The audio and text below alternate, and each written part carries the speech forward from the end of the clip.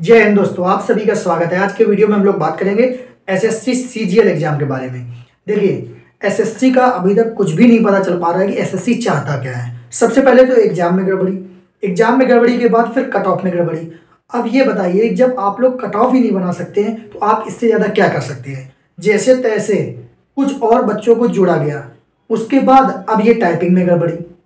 मतलब एसएससी किस तरीके से वैकेंसी को पूरी करवाना चाहता है। अगर आपके बस की नहीं है, आपको पेपर नहीं लेना है तो आप मना कर दीजिए। जबरदस्ती वैकेंसी को पूरी मत कीजिए, इससे बहुत सारे बच्चों को नुकसान होगा। और सबसे बड़ी बात तो आप ये देखिए कि एग्जाम के कुछ दिन पहले बच्चों को एडमिट कार्ड दिया जा रहा है कि अब आप एग्जाम दीजिए।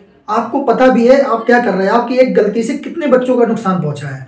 कम से कम 600-700 बच्चों का जो आपने एडमिट कार्ड इशू किया है ना एग्जाम के पहले। आपको सोचिए, जिसका नाम तक नहीं आया, जिसका लिस्ट में नाम नहीं है, वो क्या पढ़ रहा होगा, कैसे पढ़ रहा होगा और कैसे एग्जाम देगा। जैसे तैसे उसने अपने आप को मोटिवेट किया, एग्जाम देने के लिए पहुंच गया।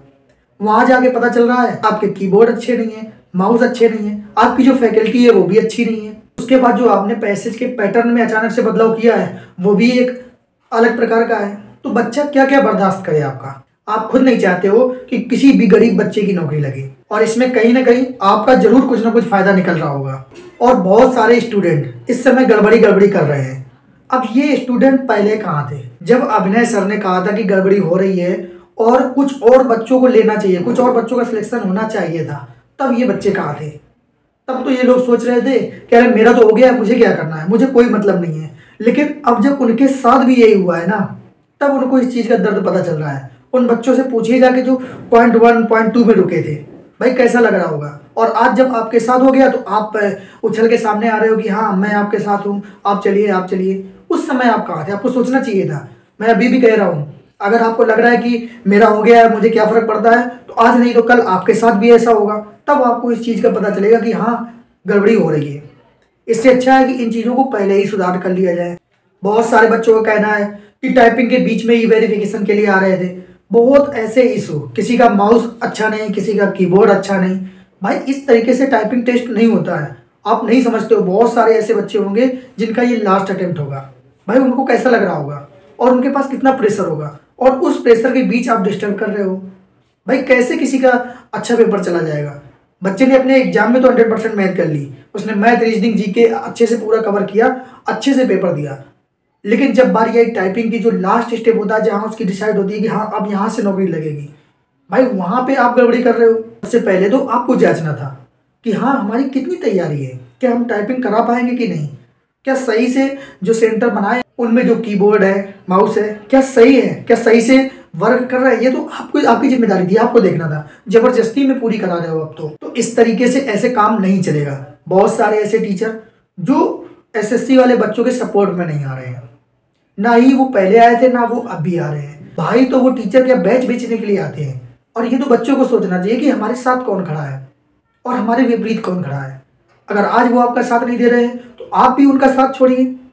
कोई भी टीचर बड़ा या छोटा कैसे बना है, आपके सपोर्ट से, आपके प्यार से बना है, और आज वो आपका साथ ही नहीं दे रहा है। बहुत सारे सेंटरों में देखा गया कि लेट एग्जाम स्टार्ट हो रहा है।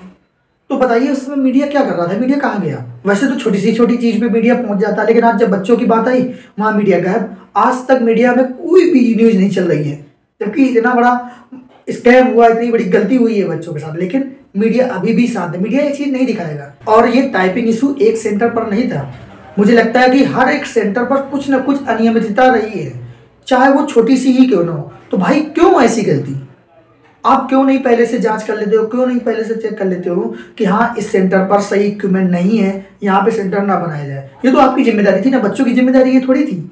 और 15 मिनट के टाइपिंग के टेस्ट में बच्चा क्या चेक कर लेगा, कीबोर्ड चेक करेगा, माउस चेक करेगा, अपना प्रेशर झेलेगा, किसी का लास्ट अटेम्प्ट है, भाई वो क्या चेक करेगा। ये तो जिम्मेदारी आपकी है ना, बच्चा क्यों चेक करे। अगर आप लोग चाहोगे तो इस टाइपिंग के बहुत सारे सोल्यूशन है।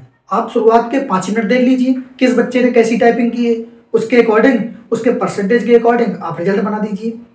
या फिर शुरू की कुछ लाइनें 20 से 25 लाइनों का देख लीजिए कि किस बच्चे ने कैसे टाइपिंग की है, उसके अकॉर्डिंग पास कर दीजिए। आपको इसका हल खोजना होगा क्योंकि ये गलती आपकी है। और अभिनय सर ने जैसे एसएससी को हाथों हाथ लिया है ना, एसएससी को औकात में आने में ज़्यादा समय नहीं लगेगा। सारी चीज़ें एक अच्छे वे में अपने आप चलने लगेंगी। एसएससी बहुत जल्दी दुरुस्त होने वाला है। आप देख लेना, जिस तरीके से कोर्ट ने लताड़ लगाई है, एसएससी बहुत जल्दी सही ट्रैक पर होगा। और एक एसएससी नहीं, एसएससी के साथ साथ रेलवे भी, यूपी SSC और जितने भी अन्य विभाग हैं, सारे विभागों में यही रोना है। अधिकारी सही से काम नहीं करते हैं, सही से पेपर नहीं होता, सही टाइम पर पेपर नहीं होता है, कोई मतलब ही नहीं है किसी डेट का। रेलवे भी ऐसा ही है। आप देख ले, जो रेलवे जेईई का एग्जाम हुआ था भाई, 17 तारीख की जो पहला शिफ्ट का एग्जाम था, पेपर होना था 9 बजे। पेपर जो ऑनलाइन एग्जाम है 9 बजे स्टार्ट होना था और पेपर कितने बजे रहा है? 10:30 बजे। अचानक से स्क्रीन ओपन हो रही है। अब आप बताइए, जिस बच्चे का पेपर 9 बजे से स्टार्ट होना हो, उसका 10:30 बजे मिले, अंदर कैसी उथल पुथल मची होगी, कैसा प्रेशर होगा उसके पास, कौन बर्दाश्त करेगा? तो भाई ऐसे एग्जामों को तो सीधा सीधा है, आप दोबारा से रीशेड्यूल कर दें। लेकिन नहीं, अपनी मनमानी करके जबरदस्ती में पेपर करवाया, उसके बाद सेकेंड शिफ्ट भी लेट, थर्ड शिफ्ट भी लेट। लेकिन नहीं, अपनी मनमानी करनी है तो सारे विभाग में यही रोना है। आज अगर आपको लग रहा हो कि नहीं केवल एसएससी वालों की बात है, तो ये केवल एसएससी तक सीमित नहीं है। कल आप भी किसी एग्जाम की तैयारी कर रहे होगे और वहाँ पे भी ऐसा होगा, तब आप क्या करोगे? तो आपके लिए कौन खड़ा होगा? तो ये स्टूडेंट की हक की लड़ाई है। इसमें सभी स्टूडेंट को साथ देना चाहिए, चाहे भले वो एसएससी की तैयारी कर रहा हो या ना कर रहा हो। मैं अपनी बात करूँ, मैं खुद एसएससी की तैयारी नहीं करता, एसएससी का एग्जाम नहीं देता, लेकिन जो चीज़ गलत है तो गलत है और उसको गलत कहने में कोई बुराई नहीं है। आज इनके साथ हो रहा है, कल हमारे साथ होगा, तो कौन अपने साथ होगा? तो यहाँ पे एसएससी, रेलवे, यूपी SSC में डिवाइड ना हो गए, बल्कि स्टूडेंट के साथ गलत हुआ ये समझें। तो आप सभी जितने भी स्टूडेंट हैं, सब अभिनय सर का साथ दें। और टीचर से भी मेरी रिक्वेस्ट है, भाई आप लोग तो पढ़ाते हो, बैच बेचने के लिए तो तुरंत आ जाते हो। आपको बैच बेचना होगा तो आपको छोटा सा बहाना चाहिए, कोई भी एक नोटिस आया आप दौड़े चले आते हो, मेरा ये बैच लॉन्च हो गया, मेरा वो बैच लॉन्च हो गया।